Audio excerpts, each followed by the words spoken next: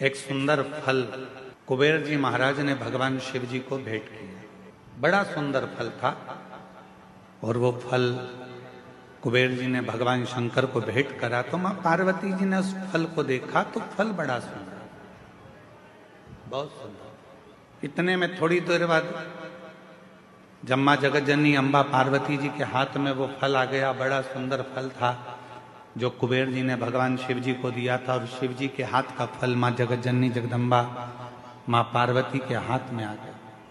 अब कुछ देर बाद भगवान श्री गणेश जी आ गए, कार्तिकेय आ गए और उन्होंने उस फल को देखा।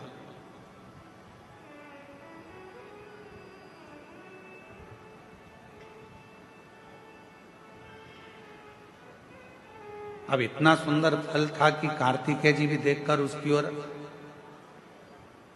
थकित रह गए और भगवान श्री गणेश जी महाराज भी उसको देखकर थकित रहे। कभी कभी ऐसा होता है, माँ को मायके से साड़ी मिलती है, कभी कभी ऐसा होता है और माँ को मायके से साड़ी मिलती है, वो साड़ी बहू को भी पसंद आ जाती है और बेटी को भी पसंद आ जाती है।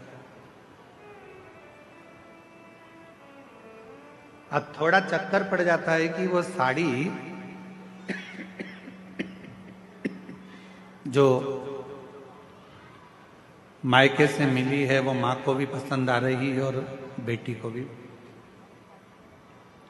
बहू को भी पसंद आ रही है। अब माँ भी सोच रही है कि साड़ी को मैं पहन लूंगी और बहू ने विचार करा यदि मम्मी मुझे ये साड़ी दे दें तो मुझे बहुत अच्छी लग रही है, पर मांगूंगी तो अच्छा नहीं लगेगा क्योंकि मम्मी को उनके भाई ने दी, मम्मी को उनके परिवार वालों ने दी। पर फिर भी मन में भाव है कि ये साड़ी मुझे मिल जाए, ये साड़ी मुझे प्राप्त हो जाए। थोड़ी देर बाद बेटी ने उस साड़ी को देखा तो बेटी के मन में भी भाव आ गया कि ये साड़ी मुझे मिल जाए तो अच्छा, इतनी सुंदर साड़ी है, ये साड़ी मैं पहनूं तो अच्छी। माँ को साड़ी अच्छी लग रही है, बेटी को साड़ी अच्छी लग रही है, बहू को साड़ी अच्छी लग रही है। अब ऐसी स्थिति में बेटी भी खड़ी हो गई और बहू भी खड़ी हो गई और कहा मम्मी ये साड़ी हमको दे दो। तो अब सास करेगी क्या, माँ करेगी क्या, बेटी को दूं कि बहू को दूं? बहू को दूंगी तो बेटी को बुरा लग जाएगा और बेटी को दूंगी तो बहू को बुरा लग जाएगा।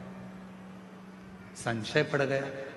उसी तरह फल अच्छा है, कुबेर जी ने दिया है, वो फल भगवान देवाधिदेव महादेव के पास आ गया। भगवान शंकर जी ने वो फल पार्वती जी को दे दिया। पार्वती जी के हाथ में वो फल जो दिखा, उस फल को लेने की कामना श्री गणेश जी के मन में भी आ गई और षडानंद कार्तिकेय जी के मन में भी। दोनों के मन में ये भाव है कि ये फल हमें मिल जाए, ये फल हमें प्राप्त हो जाए। जो कार्तिकेय बाबा ने देखा और कार्तिकेय जी देखकर बोले कि इतना सुंदर फल है माँ, ये फल आप मुझे दे दीजिए, बड़ा सुंदर फल है, ये फल मुझे मिल जाए। थोड़ी देर बाद गणेश जी आए तो गणेश जी ने भी कह दिया कि ये फल मुझे मिल जाए। उसी समय भगवान शिव का ध्यान गया और भगवान शंकर ने उसी पल कह दिया जो पृथ्वी की परिक्रमा पहले कर कर आएगा, जो पृथ्वी की परिक्रमा पहले कर कर आएगा ये फल उसी को दिया जाए। कभी कभी मेरी माताओं से निवेदन है, अगर साड़ी का चक्कर पड़ जाए कि बहू को दूं कि बेटी को दूं तो कह देना 1 साल तक जो घर के पूरे बर्तन मांजे साड़ी उसी को देगी। इतने में तो दोनों कह देंगी मम्मी तुम्हारी साड़ी तुम ही रख लो, हम उस साड़ी का क्या करेंगे। पर फल की लड़ाई थी। षडानंद कार्तिकेय जी भी परिक्रमा करने गए और भगवान श्री गणेश जी भी परिक्रमा करने गए। एक चूहे पर बैठ गए, गला पकड़ रहा है बेटा माई। एक चूहे पर बैठ गए और एक मोर पर बैठ गया और दोनों परिक्रमा करने के लिए चल दिए। गणेश जी महाराज ने विचार करा कि ये परिक्रमा मैं कर कर आऊंगा, तब तक तो बहुत समय हो जाएगा और ये फल मेरे भाई को प्राप्त हो जाएगा। क्यों ना एक काम करूं, माता पिता की परिक्रमा लगा लेता हूं, उन्हीं के आसपास घूम लेता हूं, तो उसका जो फल है वो मुझे मिल जाए। गणेश जी ने माता पिता की परिक्रमा करी। गणेश जी माता पिता की परिक्रमा कर कर फल को प्राप्त कर लिए तो षडानंद कार्तिकेय जी महाराज लौट कर आए। उन्होंने देखा कि गणेश जी तो प्रथम गिनती में आ गए, माता पिता की परिक्रमा कर कर उनको फल भी मिल गया, पर मुझे तो कुछ प्राप्त ही नहीं।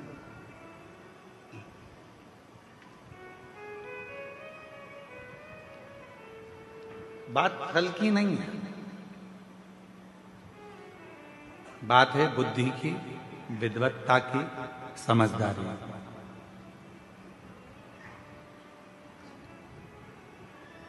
दुनिया का ऐसा कोई फल नहीं है जो आपको नहीं मिल सकता। दुनिया का ऐसा कोई काम नहीं है जो पूरा नहीं हो सकता।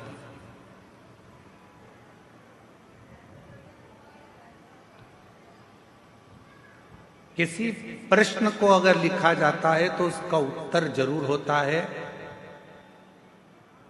कितने भी बड़े ताले लग जाएं, कितनी बड़ी भी तिजोरी बन जाए, उसकी चाबी जरूर होती है। उसी तरह दुनिया में अगर कोई रोग है, कोई बीमारी है, कोई तकलीफ है, कोई कष्ट है, कोई बहुत विघ्न है, तो शिव महापुराण एक ऐसी चाबी है जिसमें उस पूरे विघ्न का, उस पूरी तकलीफ का, उस बीमारी का हल शंकर की पूजन से, शिव की आराधना से प्राप्त हो सकता, शिव से प्राप्त हो सकता, भगवान शंकर की आराधना से प्राप्त हो सकता। क्या नहीं है? हम सबको कहते हैं कि अगर दुनिया में अगर आपका कोई नहीं है, यदि आपको लगता है कि मैं तकलीफ में हूँ, मैं कष्ट में हूँ, मैं परेशानी में हूँ, मैं बहुत विघ्नों में पड़ा हुआ हूँ, मैं बहुत तकलीफ़ों में घिरा हुआ हूँ, बहुत परेशानी में घिरा हुआ हूँ, तो हम उनसे भी कहते हैं सारी समस्या का हल एक लोटा। आप भगवान शंकर के मंदिर जाइए, देवालय जाइए, शिवालय जाइए, शंकर की आराधना करने जाइए, शिव की स्तुति करने जाइए, भगवान शंकर के मंदिर में एक लोटा जल चढ़ाने जाइए।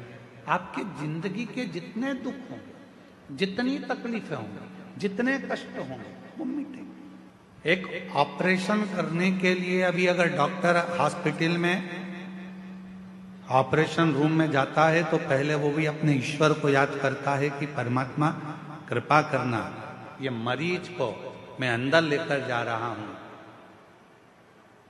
ये हाथ भले मेरे होंगे, मैं भले कितना भी साइंस पढ़ा हूं, चाहे मैंने कितना भी विज्ञान पढ़ा हो, पर आखिरी में श्वासें देना तेरा काम है, इसकी श्वास चलती रखना, इतनी कृपा जरूर कर देना, इसको ठीक कर देना। वो मेरे हाथ में नहीं है, पर तू जब कृपा करेगा, तू जब करुणा करेगा, तू जब दया करेगा, तू जब कृपा करेगा, तो सब कार्य अपने आप सफल होते चले जाएंगे,